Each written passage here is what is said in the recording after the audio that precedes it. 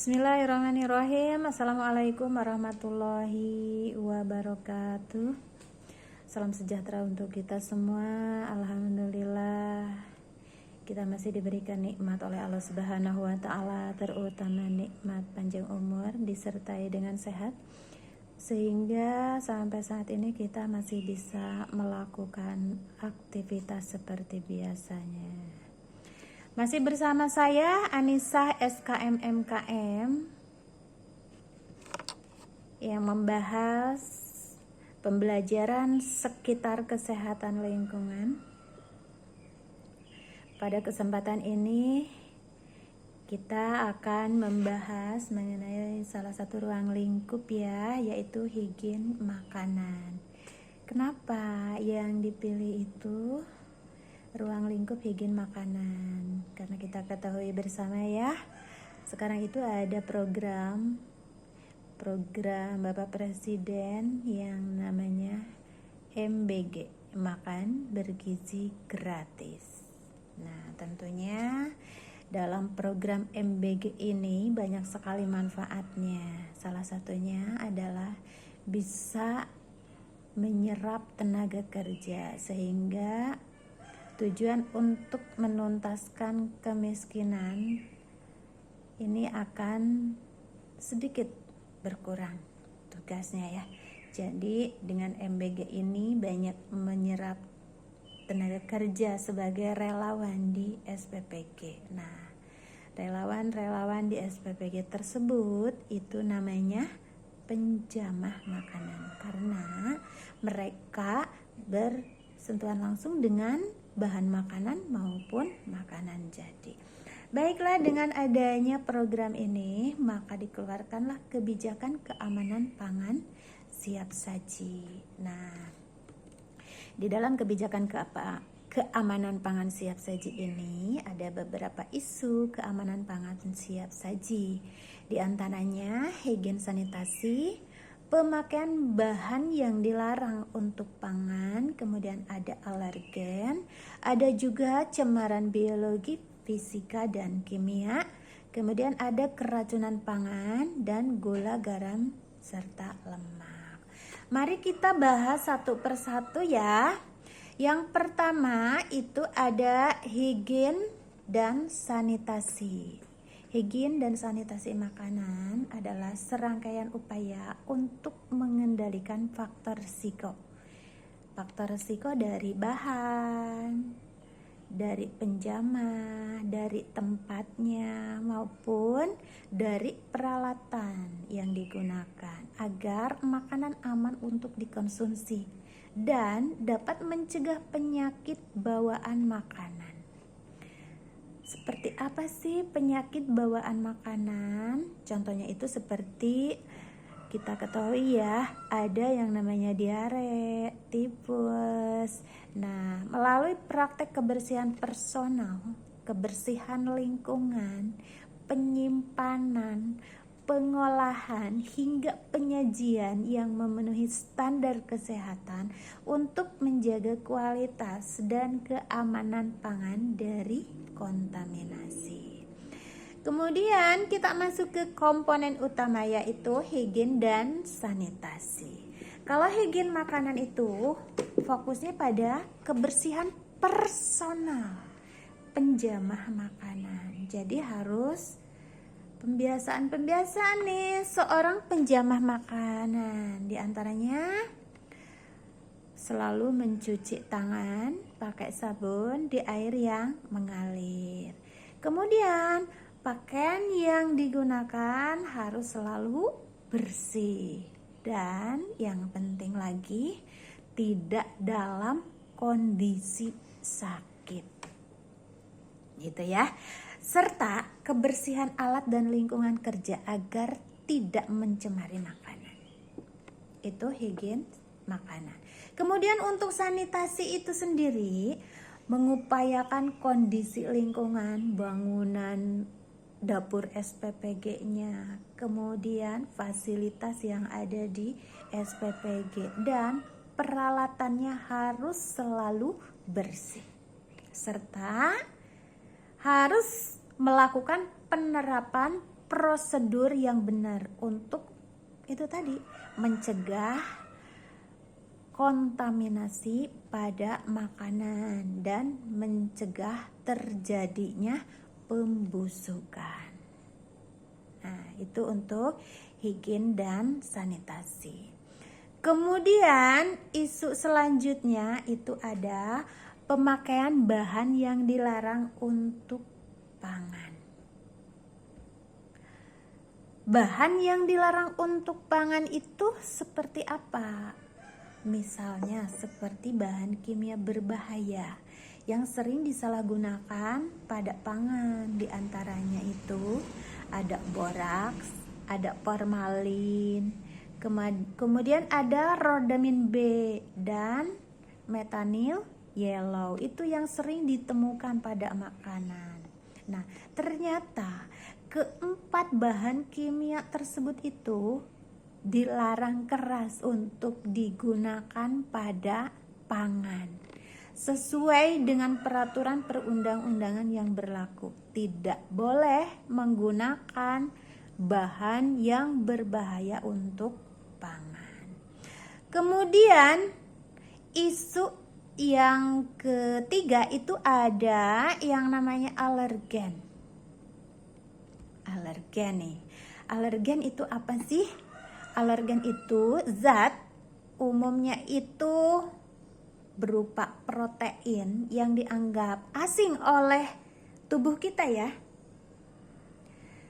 Alergen itu, kita ulangi ya. Alergen itu adalah zat umumnya berupa protein yang dianggap asing dan berbahaya oleh sistem kekebalan tubuh sehingga memicu reaksi alergi. Itu dinamakan alergen. Nah, biasanya zat ini memicu tubuh memproduksi antibodi yang menyebabkan seperti ruam pada kulit gitu ya. Kemudian gatal-gatal. Ada juga reaksinya menjadi bersin gitu ya, atau misalnya bahkan lebih parah lagi bisa mengakibatkan sesak napas. Alergen ini umumnya meliputi apa saja? Ada alergen makanan seperti misalnya ada anak atau seseorang yang alergi terhadap susu, bisa ya, sering kita temui. Kemudian alergi terhadap telur maupun kacang-kacangan. Nah, berarti itu alerginya melalui pencernaan ya. Nah, ada juga alergi melalui pernapasan. Seperti apa? Misalnya debu, bulu hewan, kemudian serbuk sari pada bunga. Kalau orang lain melihat bunga itu merasa, oh indah sekali, tapi bagi sebagian orang ternyata serbuknya itu bisa mengakibatkan alergi. Nah, alergi lainnya seperti alergi terhadap obat-obatan. Misalnya kita berobat ke dokter, biasanya kan ditanya, ibu ada alergi obat tidak? Bapak ada alergi obat tidak? Ya, itu juga sama ya. Sama itu juga. Kemudian isu selanjutnya itu cemaran biologi, fisika, dan kimia. Nah, cemaran pada pangan terdiri dari 3 jenis, yaitu biologi. Biologi seperti apa?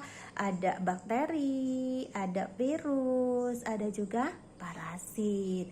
Kemudian untuk cemaran kimia itu contohnya seperti logam berat misalnya, kemudian pestisida, kemudian apalagi bahan berbahaya seperti tadi ya, formalin dan borak. Itu masuk ke cemaran kimia. Nah, kalau cemaran fisika seperti apa? Cemaran fisika itu adanya benda asing pada makanan. Misalnya apa? Iya betul, rambut. Makanya tadi ya, seorang penjamah itu harus menggunakan APD tatkala melakukan pengelolaan makanan. Supaya apa? Supaya tidak terjadi pencemaran fisik. Itu seperti ada rambut yang jatuh, ada serpihan-serpihan kaca atau serpihan kayu misalnya dari peralatan. Makanya peralatan yang digunakan itu peralatan yang memenuhi syarat, ada standar peralatannya ya. Nah, di samping itu juga benda asing seperti rambut, selain itu ada staples. Biasanya di snack-snack itu malah justru menggunakan staples ya. Meskipun sudah dilakukan penyuluhan, tapi masih saja ada yang menggunakan staples. Itu nggak boleh ya sebenarnya. Nah, itu tidak boleh. Itu karena akan menjadi cemaran fisika.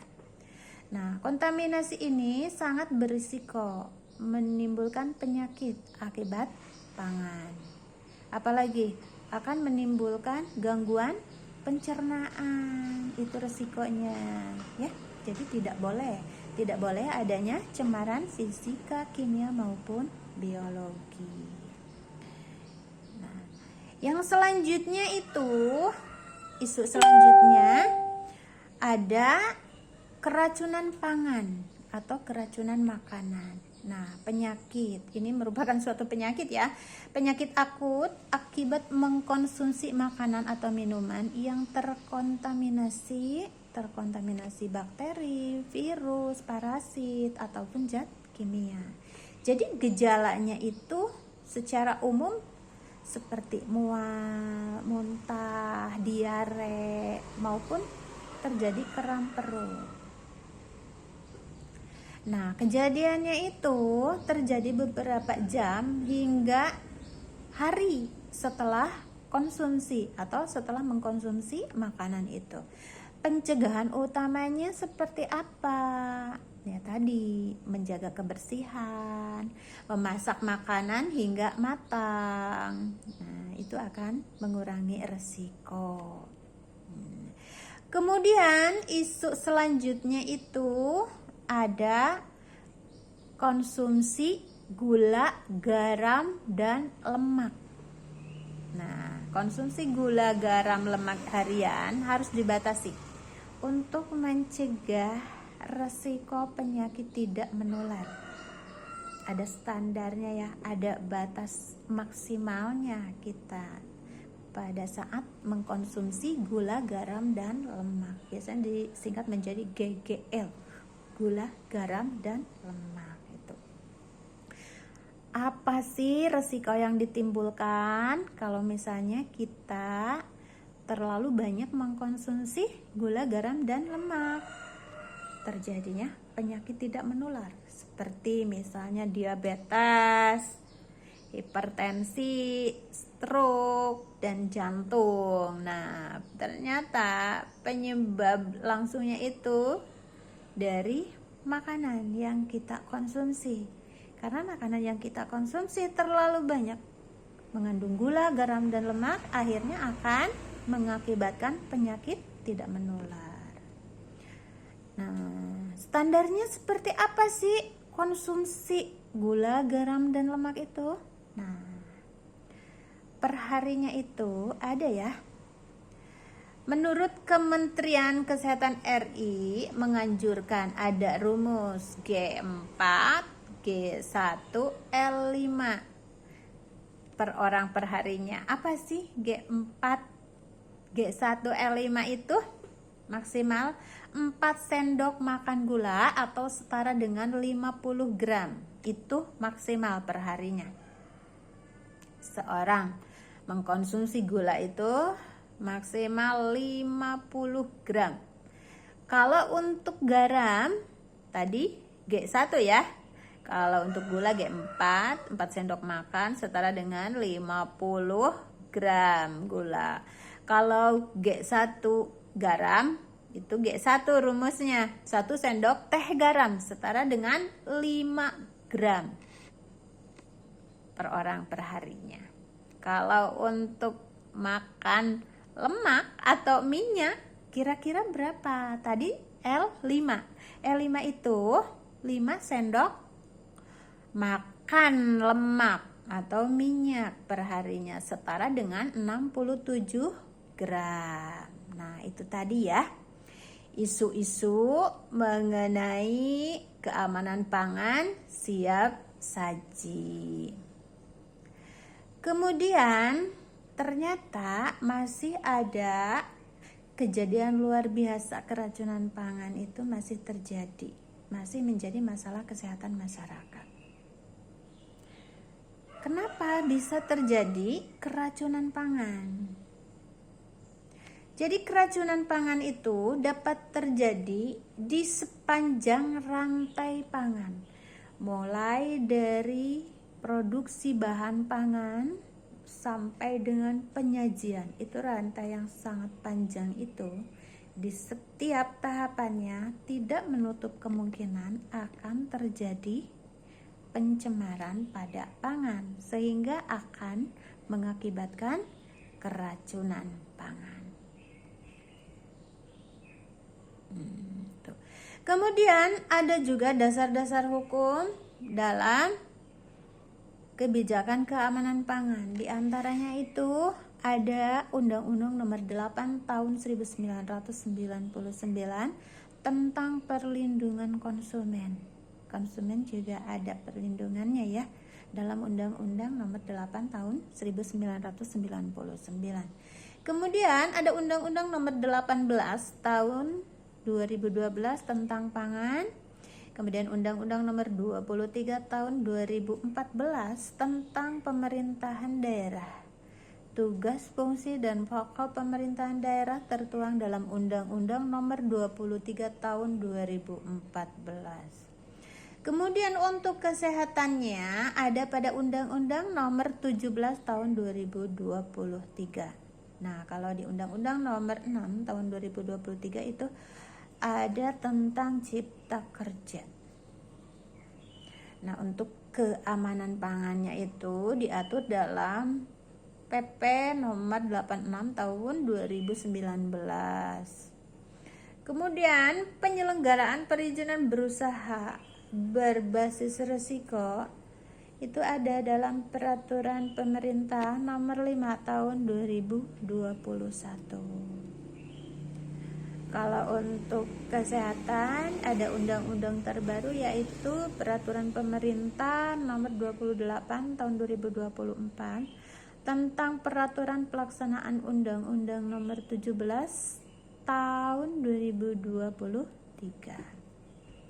Nah, ada juga mengenai kejadian luar biasa atau keracunan pangan, ini ada dalam Permenkes Nomor 2 Tahun 2013 tentang kejadian luar biasa keracunan pangan. Dan banyak lagi peraturan-peraturan yang lain. Kemudian kita beralih ke TPP atau ke sarananya ya. TPP di sini ada dua.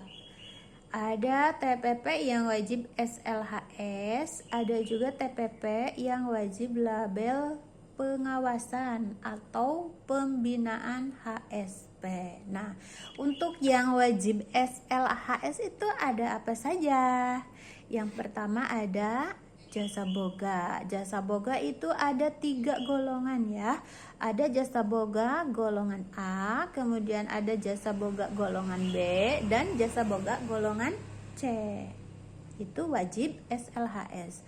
Nah, selain jasa boga yang wajib SLHS juga itu ada restoran. Restoran dan restoran hotel, itu sama-sama wajib SLHS. Kemudian yang wajib SLHS yang lainnya itu ada TPP tertentu. Seperti apa misalnya? Seperti industri tahu kedelai dan industri tempe kedelai. Nah, itu wajib ya, wajib SLHS.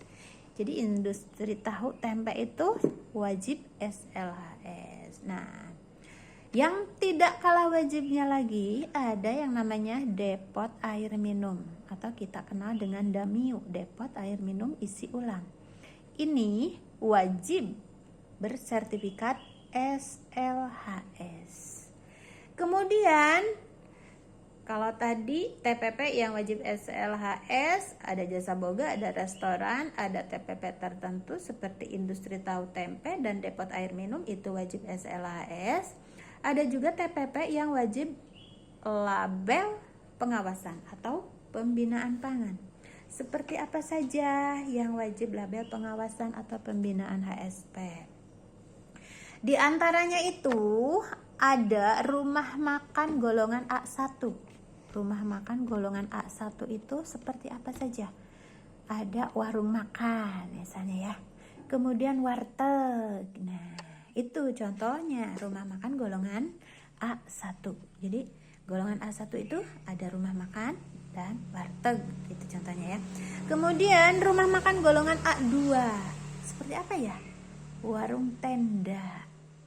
Nah, warung tenda itu masuk ke golongan rumah makan A2 ya. Di samping itu juga ada gerai pangan jajanan.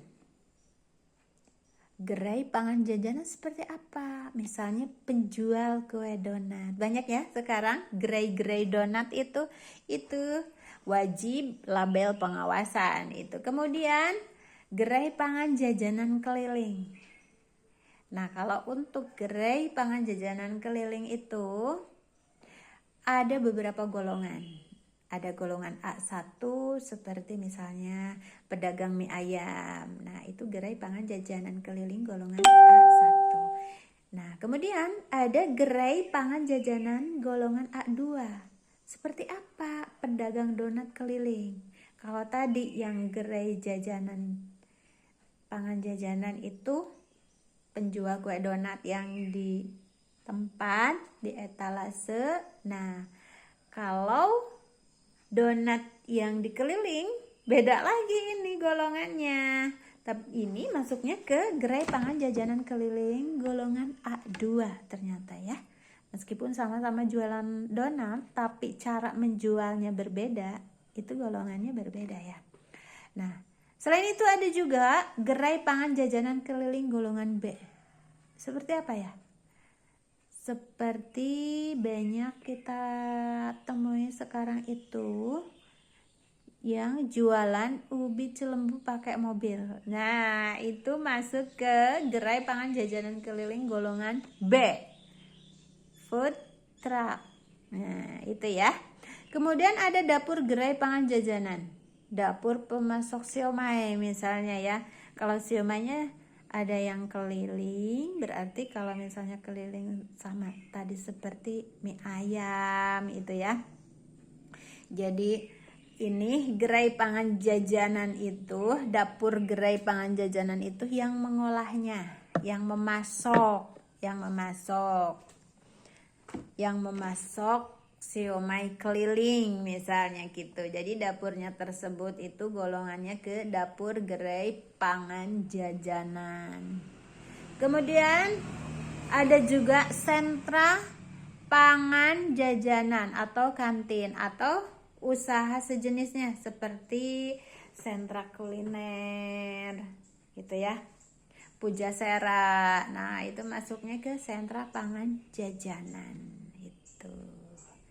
Itu macam-macam TPP yang wajib pengawasan atau pembinaan HSP. Kemudian ada istilah sertifikat layak higien sanitasi atau disingkat dengan SLHS. Ini adalah sertifikat sebagai bukti tertulis keamanan pangan untuk pemenuhan standar baku mutu dan persyaratan kesehatan pangan olahan siap saji. Namanya sertifikat layak higien sanitasi atau disingkat dengan SLHS. Nah, kemudian tadi juga ada istilah label pengawasan atau label pembinaan HSP. Nah, higien sanitasi pangan ya. Namanya label pengawasan atau pembinaan. Nah, label pengawasan atau pembinaan ini adalah tanda atau bukti yang dikeluarkan oleh lembaga yang berwenang terhadap TPP yang dipersyaratkan dan telah memenuhi persyaratan kesehatan pangan olahan siap saji. Nah, kalau sudah memenuhi persyaratan, nanti akan diberikan sertifikat label atau akan diberikan label pengawasan atau pembinaan. Kalau sertifikat SLHS bagi sarana yang sudah memenuhi syarat, sama juga untuk label pengawasan pangan atau pembinaan pangan. Nanti akan diberikan label. Oh, ternyata misal gerai ini sudah memenuhi syarat. Gitu. Nanti ada labelnya ya. Kemudian ada istilah sertifikat pelatihan keamanan pangan siap saji. Nah, sertifikat ini sebagai bukti tertulis yang dikeluarkan oleh lembaga yang berwenang kepada pengelola, kepada pemilik, kepada penanggung jawab TPP, dan juga kepada penjamah pangan yang telah mengikuti pelatihan keamanan pangan siap saji. Jadi kalau kita mengikuti pelatihan, outputnya nanti kita mendapatkan sertifikat.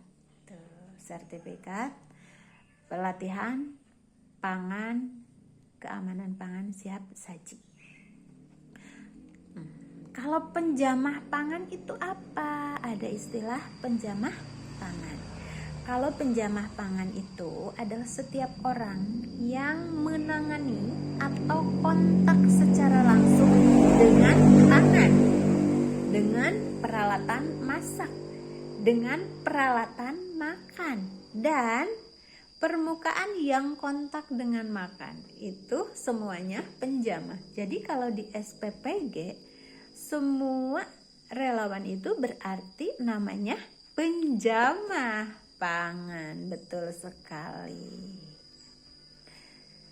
Nah, kemudian apa sih perbedaan persyaratan SLHS dan label pengawasan HSP? Apa perbedaannya kira-kira? Nah, kalau untuk SLHS persyaratannya ini nih. Yang pertama, hasil inspeksi kesehatan lingkungan atau kita singkat dengan IKL itu hasilnya memenuhi syarat. Itu yang pertama. Yang kedua, penanggung jawab, pengelola, pemilik bersertifikat pelatihan keamanan pangan siap saji. Penanggung jawab, pengelola, dan pemilik harus memiliki sertifikat pelatihan keamanan pangan siap saji. Kemudian syarat yang ketiga, penjamah pangan bersertifikat pelatihan keamanan pangan siap saji sesuai persentase jenis TPP-nya. Jadi semuanya harus memiliki sertifikat. Nah, syarat yang keempat, hasil laboratorium setelah diperiksa sampel makanan, penjamahnya, peralatan masaknya, semua diperiksa, hasil laboratorium semuanya harus memenuhi syarat. Apa saja? E. coli harus negatif, borak harus negatif, formalin harus negatif, rodamin B negatif, dan methanol yellow juga harus negatif. Nah, itu persyaratan untuk mendapatkan sertifikat SLHS. Kemudian, persyaratan untuk mendapatkan label pengawasan HSP itu apa? Nah, persyaratannya seperti ini ya. Ada hasil IKL, hasil inspeksi kesehatan lingkungannya sama, harus memenuhi syarat. Kemudian, penanggung jawab atau pengelola atau pemilik dan penjamah makanan sudah mendapatkan penyuluhan keamanan pangan siap saji. Ada bedanya ya? Tadi memiliki sertifikat, kalau sekarang itu sudah mendapatkan penyuluhan keamanan pangan siap saji. Nah, tambahannya itu apa? Jika dilakukan pemeriksaan laboratorium sampel pangan merupakan nilai lebih. Jadi tidak wajib ya. Itu perbedaannya untuk mendapatkan sertifikat SLHS dan label pengawasan pangan. Kemudian apa saja sih sebenarnya modul dalam pelatihan keamanan pangan siap saji bagi penjamah pangan? Nah, modulnya itu di dalam modulnya ada sasaran. Sasarannya siapa? Sasarannya itu penjamah pangan, tempat pengelolaan pangan, wajib SLHS, jasa boga dan restoran. Sasarannya itu ya, penjamah pangan. Jadi sasarannya. Kemudian waktu pelatihannya 8 jam pelajaran atau 1 hari penuh. 1 hari penuh ya. Pelaksananya atau pengajarnya itu siapa? Yang nanti akan memberikan pelatihan, yang nanti akan memberikan materi pada saat pelatihan itu, pejabat fungsional tenaga sanitasi lingkungan, dinas kesehatan, atau balai kekarantinaan kesehatan, atau asosiasi atau organisasi profesi keamanan pangan, bisa juga dilakukan oleh kesehatan lingkungan. Itu para pengajarnya. Kemudian materi apa saja yang akan didapatkan pada saat mengikuti pelatihan keamanan pangan siap saji bagi penjamah pangan? Materinya ada kebijakan keamanan pangan siap saji, yang pertama ya. Kemudian ada cemaran pangan dan penyakit bawaan pangan, itu materi yang kedua. Materi yang ketiga ada pemeliharaan lingkungan kerja serta pengendalian vektor dan binatang pembawa penyakit. Materi yang keempat ada pembersihan dan sanitasi peralatan. Yang kelima ada materi higien perorangan. Yang keenam ada tahapan proses produksi pangan siap saji. Outputnya apa? Tadi sudah dibahas ya. Outputnya, sertifikasinya, pendataannya itu akan mendapatkan sertifikat. Jadi pendataan jumlah penjamah pangan yang sudah terlatih nanti diberikan sertifikat. Nah, itu ya. Kemudian timbul pertanyaan, bisakah SLHS menjadi bahan promosi? Kira-kira bisa tidak ya? SLHS menjadi bahan promosi. Nah, ternyata TPP yang sudah memiliki SLHS sebaiknya itu dipasang di tempat yang mudah terlihat pengunjung pada tempat usahanya itu, ataupun bisa dimasukkan ke dalam label kemasan atau produk. Bisa dijadikan sebagai media promosi. Ternyata bisa ya. Kemudian TPP yang menggunakan tempat atau wadah atau kemasan pangan harus mencantumkan nomor SLHS pada kemasannya.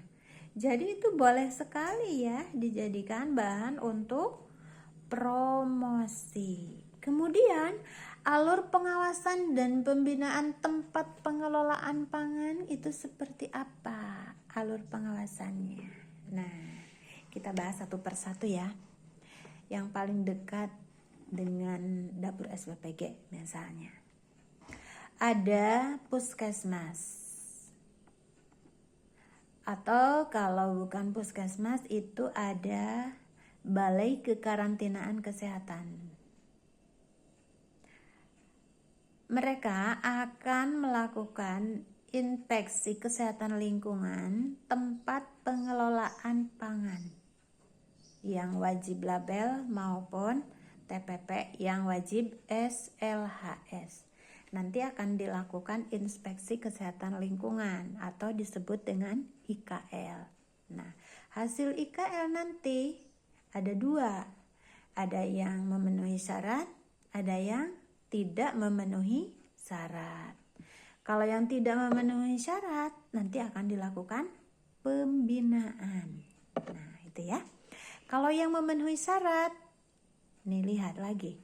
Kira-kira yang sudah memenuhi syarat ini TPP yang wajib SLHS ataukah TPP yang wajib label?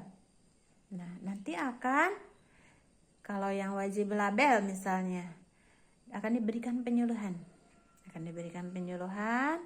Nah, setelah diberikan penyuluhan, nanti akan dilakukan labelisasi. Jadi di gerobaknya ditempellah label memenuhi syarat gitu ya. Kemudian bagi TPP yang wajib SLHS setelah memenuhi syarat, maka akan didoronglah oleh Dinas Kesehatan Kabupaten Kota untuk mengajukan sertifikat SLHS. Akan didorong ya, mendorong pelaku usaha untuk mengajukan sertifikat SLHS. Nah, nanti akan dilakukan pembinaan oleh Dinas Kesehatan Kabupaten atau kota dan peningkatan kapasitas TPP di wilayah kerjanya. Itu tugasnya Dinas Kabupaten Kota. Tugas lainnya apa? Melakukan pendampingan pengawasan terhadap TPP, pembinaan dan penguatan SDM. Kemudian percepatan capaian SLHS nanti akan dibantu harus seperti apa. Kemudian mendorong untuk percepatan capaian labelisasi. Jadi Dinas Kesehatan Kabupaten itu tugasnya itu pembinaan dan penguatan SDM pencaa, kemudian percepatan capaian SLHS dan percepatan pencapaian labelisasi juga dilakukan. Kemudian melakukan pengawasan terhadap event-event khusus. Event khusus nanti dilakukan pengawasan ya oleh Dinas Kesehatan Kabupaten. Kemudian melakukan pengawasan dan penanggulangan kejadian luar biasa atau keracunan pangan. Itu tugasnya dari Dinas Kesehatan Kabupaten Kota. Kemudian Dinas Kesehatan Provinsi atau di tingkat provinsi itu apa tugasnya? Tugasnya itu melakukan pembinaan dan peningkatan kapasitas ke Dinas Kesehatan. Itu provinsi ya tugasnya. Di samping itu juga melakukan pendampingan, pengawasan terhadap TPP pada event-event tertentu. Itu juga sama tugasnya tingkat provinsi. Nah, kemudian kalau pusat itu apa tugasnya? Tugasnya itu penetapan kebijakan standar, melakukan penetapan kebijakan terhadap standar, melakukan pendampingan, pengawasan terhadap TPP pada event khusus juga itu dilakukan oleh pusat ya, oleh pemerintah pusat, dan melakukan pembinaan dan peningkatan kapasitas. Jadi itu ya tugasnya. Kemudian TPP saya termasuk kelompok mana? Kalau misalnya sekarang SPPG ini termasuk kelompok manakah? Nah, penggolongan jasa boga berarti ya untuk SPPG. Nah, kita bahas satu persatu. Jasa boga atau catering itu apa sih? Tempat pengelolaan pangan. Jadi masuk ke golongan TPP yang produksinya siap dikonsumsi bagi umum di luar tempat usaha atau dasar pesanan dan tidak melayani makan di tempat usaha. Itu jasa boga. Jadi hanya mengolah saja. Setelah selesai mengolah nanti akan diantar ke pemesan. Nah, itu. Nah, untuk jasa boga ada 3. Yang pertama itu ada jasa boga golongan A. Jasa boga golongan A itu yang melayani kebutuhan masyarakat umum dengan pelayanan tidak lebih dari 750 porsi per hari pesanannya. Kalau jasa boga golongan B ini merupakan jasa boga yang melayani kebutuhan masyarakat umum dengan pelayanan di atas 750 porsi per hari. Pesanannya itu ya, atau memenuhi kegiatan atau kebutuhan khusus, misalnya untuk embarkasi, debarkasi haji, untuk asrama, untuk pengeboran lepas pantai, itu ya. Pasti itu ribuan. Nah, itu masuk ke jasa boga golongan B. Bahkan bisa melayani angkutan umum darat dan laut, dalam negeri, juga lembaga pemasyarakatan, rumah tahanan atau sejenisnya ya. Rumah sakit juga itu yang karyawannya banyak itu masuk ke jasa boga golongan B. Jadi di atas 750 porsi per hari pesanannya. Kemudian untuk jasa boga golongan C, ini jasa boga yang melayani kebutuhan alat angkutan umum internasional dan pesawat udara. Itu masuk ke jasa boga golongan C. Nah, apa sih bedanya catering dengan restoran? Tapi ini sama-sama harus bersertifikat SLHS. Nah, kalau catering tadi hanya masak saja, setelah semuanya selesai diantar ke pemesan, jadi tidak makan di tempat. Kalau restoran itu TPP yang produknya siap dikonsumsi bagi umum, sama saja siap dikonsumsi bagi umum.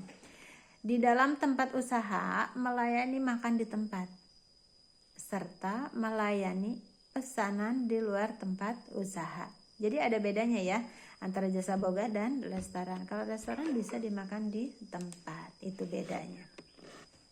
Bedanya jasa boga dan restoran. Kemudian ada TPP yang wajib SLHS, di antaranya ini ada depot air minum. Depot air minum atau disingkat dengan DAM. Usaha industri yang melakukan proses pengolahan air baku menjadi air minum dalam bentuk curah dan menjual langsung kepada konsumen. Terus tadi disebutkan ada yang wajib label pengawasan. Ada 7 TPP tertentu. TPP memiliki simpan 1 sampai kurang dari 7 hari pada suhu ruang. Itu TPP tertentu. TPP tertentu adalah TPP yang produknya memiliki umur simpan 1 sampai kurang dari 7 hari pada suhu ruang. Kemudian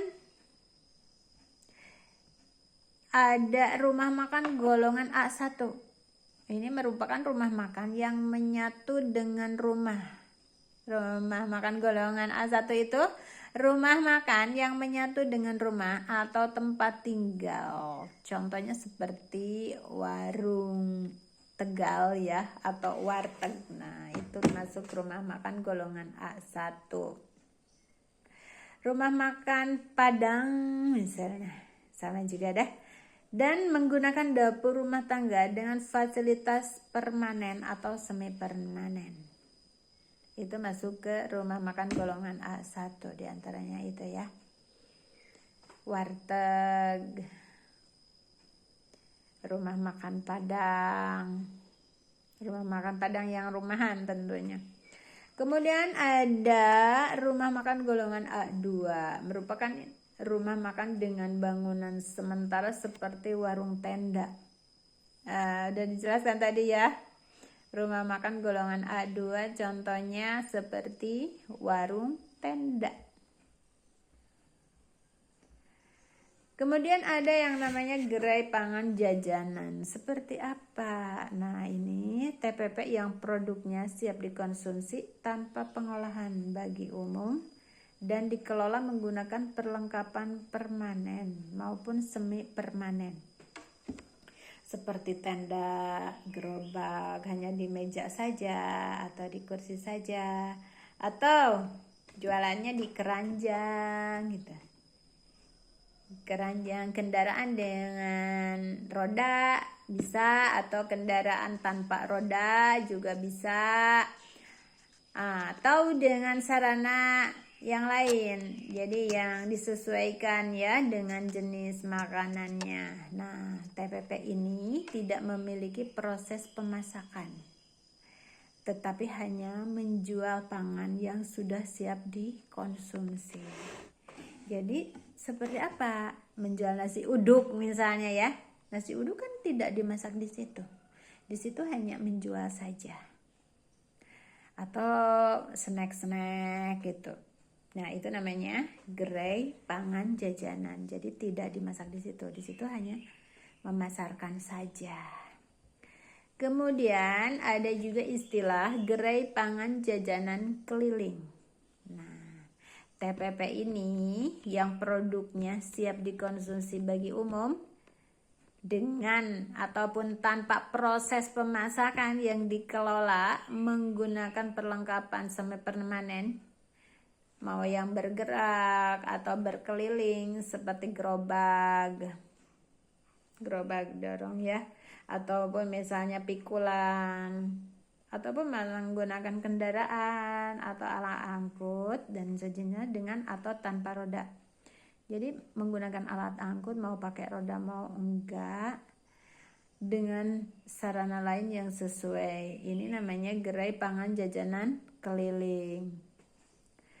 Mau ditanggung, mau dijingjing aja di keranjang, mau didorong pakai roda, mau pakai kendaraan atau apa, itu namanya gerai pangan jajanan keliling gitu. Kemudian istilah lainnya itu ada gerai pangan jajanan keliling golongan A1. Nah, ini merupakan jenis pangan jajanan keliling yang menggunakan gerobak, pikulan, atau alat angkut dengan roda boleh, tanpa roda boleh, dan terdapat proses pemasakan.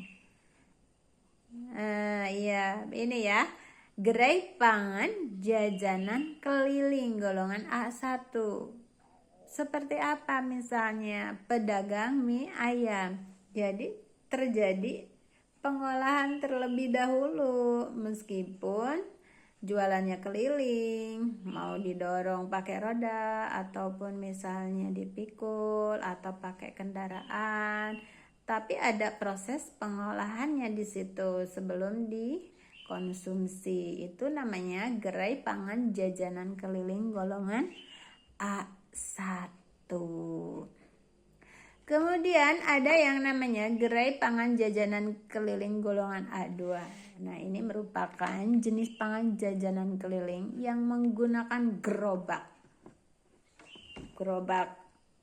Mau dipikul, mau menggunakan alat angkut roda boleh, mau tanpa roda boleh. Tetapi tidak terdapat proses pemasakan. Misalnya jualan apa? Misal jualan nasi rames yang sudah dibungkus, siap untuk dikonsumsi, disimpan misalnya di box, kemudian dijual secara keliling.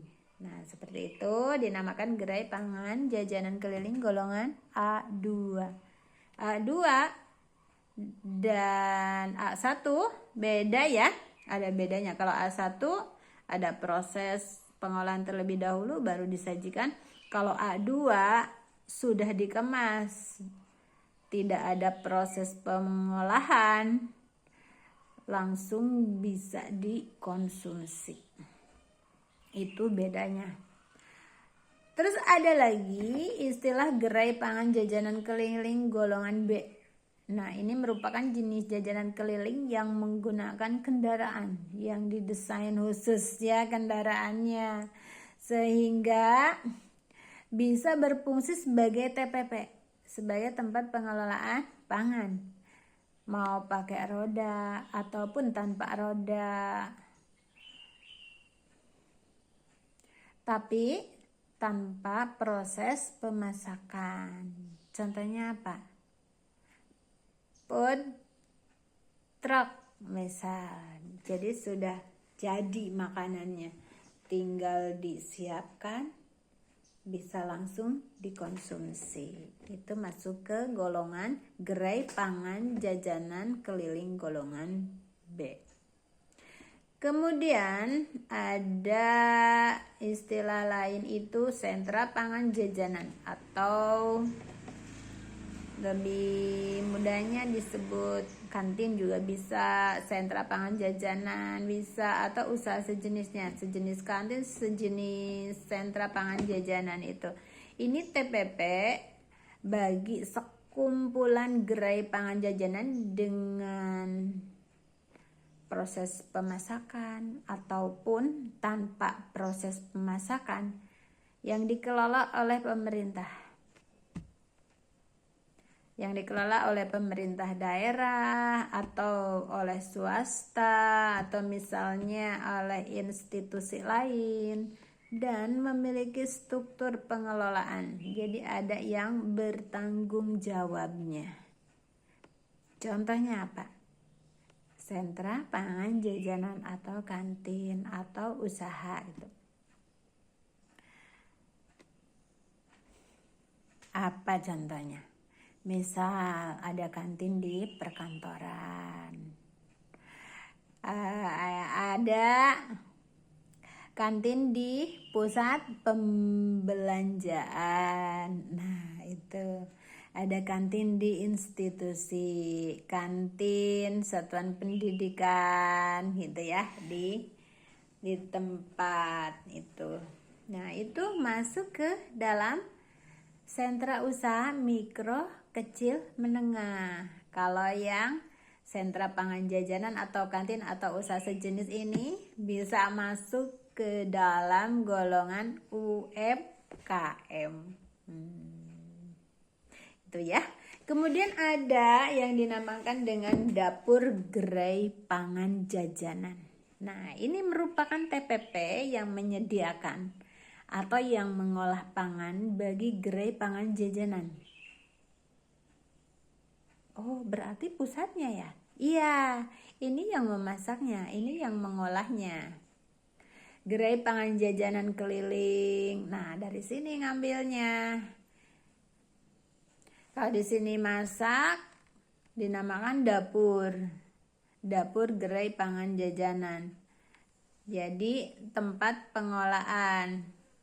Nanti ini hasil olahannya itu disediakan untuk gerai pangan jajanan atau gerai pangan jajanan keliling yang berbeda lokasi ya dengan penjual. Mau di wilayah itu ataupun mau berbeda lokasi dijualnya itu nggak apa-apa. Jadi itu namanya dapur gerai pangan jajanan. Terus standar baku mutu kesehatan lingkungan media pangan olahan siap saji. Apa saja sih parameter yang dilakukan untuk uji laboratorium? Nah, untuk jenis mikroba atau parameter uji mikrobanya secara biologi itu parameter wajibnya ada Escherichia coli atau E. coli. Kemudian ada parameter khususnya seperti Salmonella sp, Staphylococcus aureus, Bacillus cereus, Listeria monocytogenes. Nah, itu untuk parameter khususnya. Kalau untuk parameter kimianya, ini parameter kimia wajib ya. Yang 4 tadi, borak, formalin, metanyl yellow, dan rhodamin B. Nah, semuanya ini hasil pemeriksaan laboratoriumnya itu harus negatif. Nah, kalau negatif itu artinya memenuhi syarat. Tapi kalau positif nanti harus diulang lagi gitu. Jadi persiapkan terlebih dahulu untuk SBPG yang akan dilakukan uji laboratorium. Silakan persiapkan secara maksimal. Baik itu sampel makanan, sampel peralatan, dan sampel penjamah pangannya. Baik, itu saja pembahasan kita mengenai kebijakan keamanan pangan siap saji. Kurang lebihnya mohon maaf. Tentu saja dalam pembahasan kali ini banyak sekali kekurangan ataupun kesalahan. Itu semata kehilapan saya secara pribadi. Dan mohon untuk masukannya untuk pemberian materi, untuk pembahasan materi-materi selanjutnya. Terima kasih atas perhatian, mudah-mudahan bermanfaat. Assalamualaikum warahmatullahi wabarakatuh.